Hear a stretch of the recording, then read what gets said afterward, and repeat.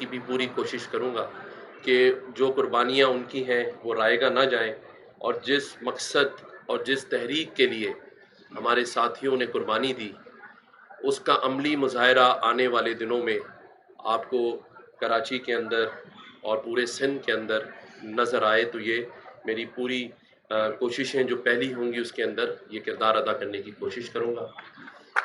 جو آج کل اسٹریٹ کرائم آپ دیکھ رہے ہیں کہ کراچی میں، پورے سندھ میں، بلکہ کراچی میں خصوصاً بہت زیادہ بڑھ گیا ہے، اس کا میں بالکل نوٹس لیتا ہوں، اور جو متعلقہ ادارے ہیں، کمشنر ہیں، آئی جی سندھ ہیں، سی سی پی او ہیں، میں ان سے اپنے گورنر ہاؤس کے ملٹری سیکرٹری سے اب کہوں گا کہ وہ ان سب کو بلائیں اجلاس کی صورت میں، اور اس میں ہم ان سے پوچھیں گے کہ کیا وجوہات ہیں جس کی وجہ سے یہ سب کچھ اس پہ کنٹرول نہیں ہو پا رہا ہے۔ حالانکہ کراچی کے امن کے لیے اور اس پاکستان کے امن کے لیے ہماری جتنی بھی لا انفورسمنٹ ایجنسیز ہیں، ہمارے ادارے ہیں جنہوں نے قربانیاں دی ہیں، اور وہ بھی رائیگاں نہیں ہیں، میں بحیثیت گورنر سندھ اور اپنی پارٹی کی طرف سے بھی ان کی ان قربانیوں کا خیر مقدم کرتا ہوں جو شہید ہوئے ہیں، ہمارے فوج کے، رینجرز کے، پولیس کے اہلکار۔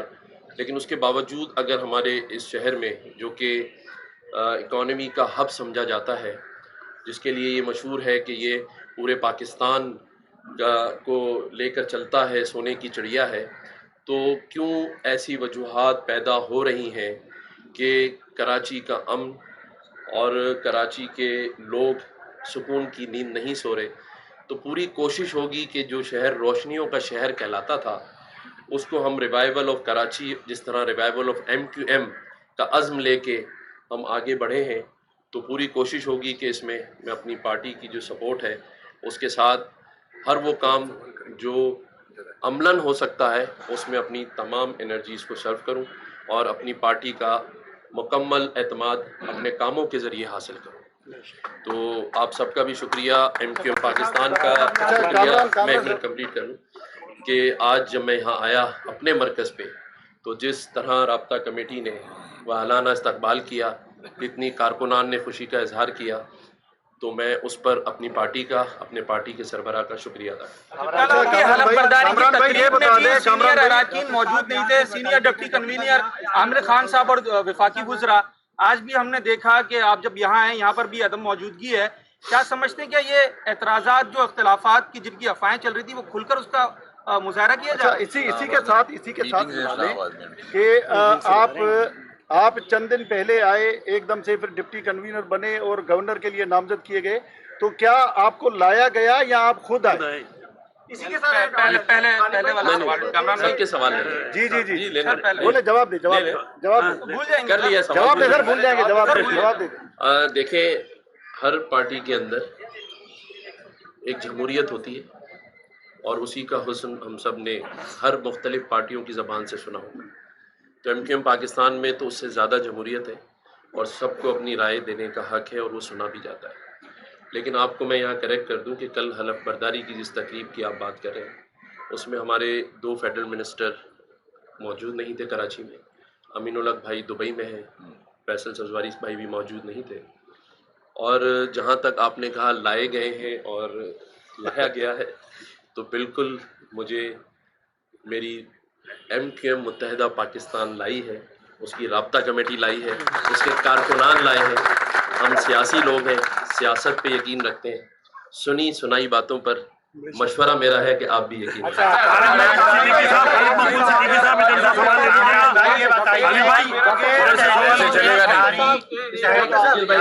ایسے چلے گا نہیں، میں یہ کہہ رہا ہوں ایک ایک کر کے کریں۔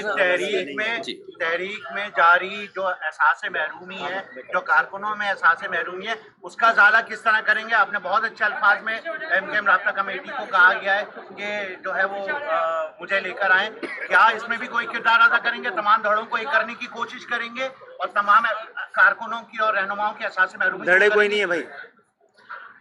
بالکل خالد بھائی نے صحیح کہا۔ دیکھیں، ازالے کی جہاں تک آپ نے بات کی، تو جس پارٹی نے مجھے گورنر کے لیے نامینیٹ کیا ہے، نامزد کیا ہے، اس کے 2 مطالبات PTI کی حکومت کے ساتھ ان رائٹنگ اور پیپلز پارٹی کی حکومت کے ساتھ ان رائٹنگ ہے، جس میں پہلا لاپتہ ساتھی، دوسرا ہمارے آفیسز، تیسرا ڈی لمیٹیشن، اور سپریم کورٹ کے جو آرڈرز کے تحت سندھ گورنمنٹ کو ہمارے بلدیاتی اختیارات کی امپلیمنٹیشن. یہی وہ مطالبات تھے جو دونوں حکومتوں کے ساتھ ایگریمنٹ کی صورت میں ہے، اور یہی ازالے کی صورت جو آپ نے کہی، میری پارٹی کا مجھ پر یہ اعتماد ہے کہ ان ساری چیزوں کو اس کی اصل شکل میں امپلیمنٹ کرانا، اور اگر میں اس میں کامیاب ہو جاتا ہوں تو آپ کے سوال کا جواب ہے کہ اس کا عارف بھائی یہ بتائیے آپ کے عارف بھائی عامر خان سمیت کئی لوگوں کے بارے میں یہ اطلاعات آ رہی ہیں کہ وہ عنقریب پارٹی چھوڑ دیں گے، وہ ساتھ رہنا نہیں چاہتے، اور فاروق ستار صاحب کی واپسی ہو جائے گی. کیا صداقت ہے اور کیا اس میں جھوٹ؟ جناب یہ ایم کیو ایم تو اس طرح کی افواہوں کے گرد میں رہتی ہے اور جو حالات ہیں اس پہ کسی پہ بھی دباؤ ہو سکتا ہے، لیکن تمام لوگ، میرا خیال ہے کل کا ان کا انٹرویو بتا چکا ہے کہ ان کو ایم کیو ایم کی ٹاپ لیڈرشپ نے ہی نومینیٹ کیا تھا، اور انہوں نے کیا تھا، میں نے اس کی توثیق کی تھی.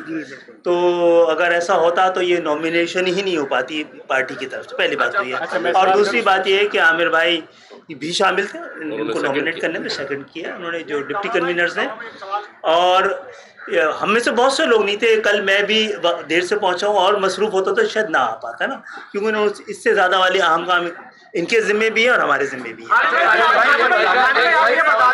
آپ نے کہا کہ سب نے نومینیٹ کیا، لیکن اس سے قبل آپ کہتے تھے کہ کوئی میرٹ نہیں ہے. جب آپ ان کو سینیٹر بنایا جا رہا تھا آپ نے کہا تھا کہ M Q M is not for cell.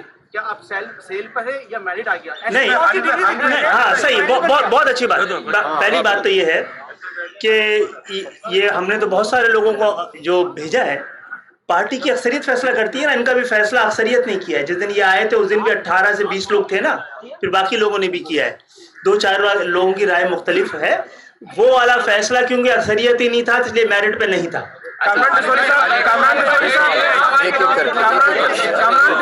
خالد بھائی یہ بتائیے گا، شہداء قبرستان شروع سے ایم کیو ایم کے لیے ایک مظلومیت کی جگہ رہا ہے.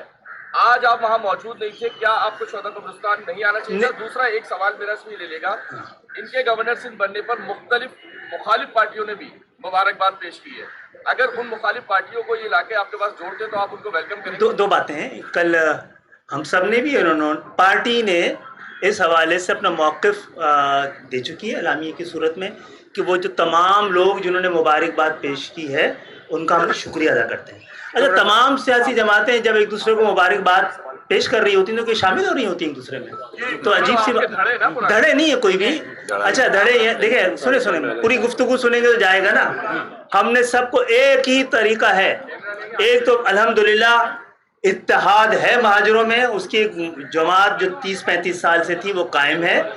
پچھلے الیکشن اور اس سے پہلے بھی کئی بار ہوا ہے، اس کو ہرایا گیا تھا اور اندازہ ہی ہو گیا، سب نے یقین کیا ہے کہ ہرایا گیا ہے. اس سے پہلے بھی جو دھڑے تھے وہ ان کے ووٹ جو ہے ایم کیو ایم کے مجموعی ووٹوں سے 2% اور 5% بھی نہیں ہوتے تھے. اس کا مقصد ہے اتنی تقسیم تو پیپلز پارٹی، مسلم لیگ بھی 8-10 ہیں. کوئی بھی اتنی محبت نہیں جاگتی کسی کو کہ پنجابیوں میں اتحاد کرا لیا جائے، سندھیوں میں اتحاد کرا لیا جائے، کیونکہ ہماری جو دھڑے ہیں خصوصی معاملات کی وجہ سے بنے گئے ہیں.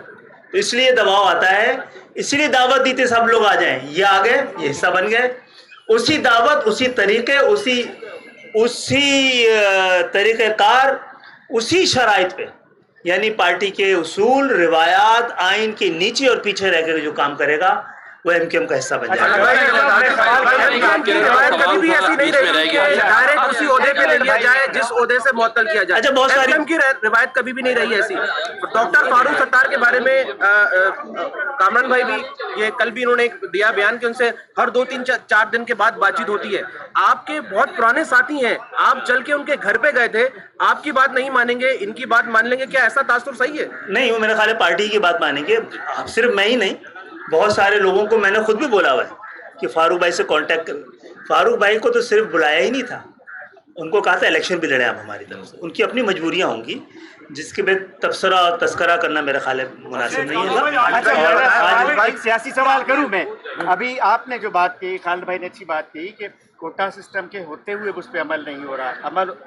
खुद कोटा सिस्टम एक बहुत बड़ा सवाल है कि आज हम 2022 में सूबा सिंध में कोटा सिस्टम होना चाहिए। पहली बात तो ये है कि क्योंकि मैं बीइंग ए सिंधी भी कहता हूँ कि नहीं होना चाहिए। आप क्या समझते हैं? मैं जवाब दूं इसका? ये जो कह रहे हैं खालिद भाई कि कोटा सिस्टम पर अमल नहीं हो रहा, और इन्होंने कहा कि गवर्नर हाउस उसके लिए सेक्रेटरीट बनेगा इन सारे इश्यूज। आप जरा अच्छा, दो बातें। एक बड़ा अहम सवाल है भाई, इसका जवाब ले लें। जी कि मैंने कहा है भाई, मैंने ये कहा है कि कोटा सिस्टम पे अमल नहीं हो रहा, तो क्या इसका मकसद ये है कि कोटा सिस्टम रहना चाहिए? नहीं सब, हाँ, कोटा सिस्टम आज ही खत्म हो जाना चाहिए। अगर मेरिट का फैसला करने वाले मेरिट पे हैं इस वक्त सिंध में तो मेरिट आ जाए, और मेरिट पे फैसला करने वाले मेरिट पे नहीं है तो पहले मेरिट पे लाने वालों को मेरिट पे लाएं ताकि मेरिट पे फैसले हो। मेरे ख्याल है बहुत सारे सवाल हो गए, आप जवाब दे दें। 2018 में आप लोगों को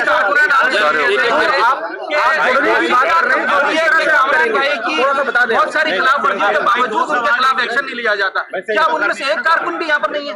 सारे कारकुन हैं और अभी ये करेंगे अगर खिलाफ वर्जी तो एक्शन। भाई आप जवाब दे दें। आप 4-5 दिन के बाद मुलाकात करते रहते हैं, बात आप हैसियत वफाक के नुमाइंदे, पार्टी में जो खलीज है उसको कोई खलीज नहीं है, क्या करेंगे आप बता दें।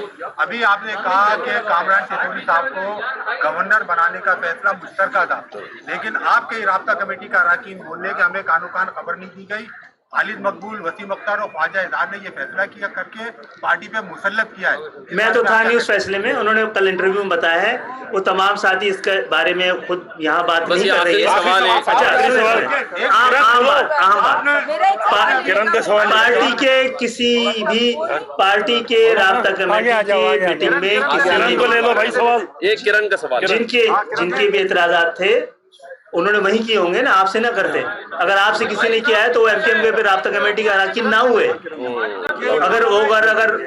अगर वो अपने फोरम से अलग हट के बात कर रहे हैं और हमें पता लगेगा तो उनके खिलाफ कार्रवाई हो सकती है ना। आपको बिल्कुल हक है 100% राब्ता कमेटी के फोरम पे बात, किसी ने बात नहीं की है, किसी ने ये बात नहीं की है।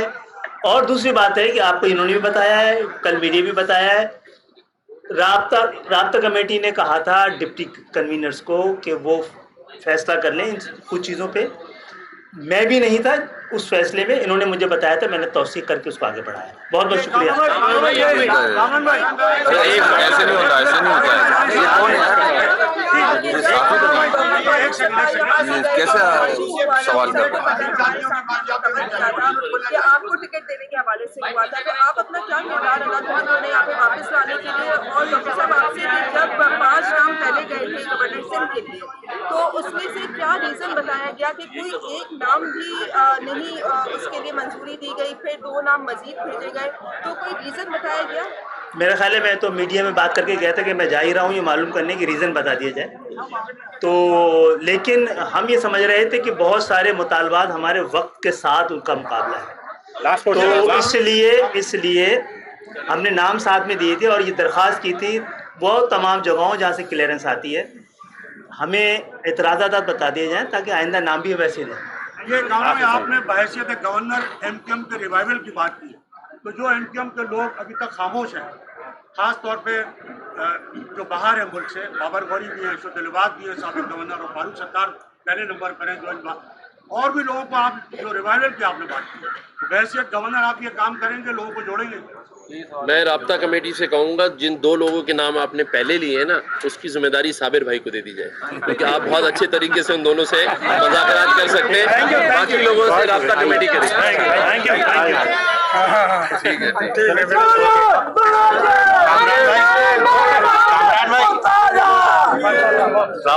भाई सैयद महबूब अहमद चिश्ती कहते हैं मुझे।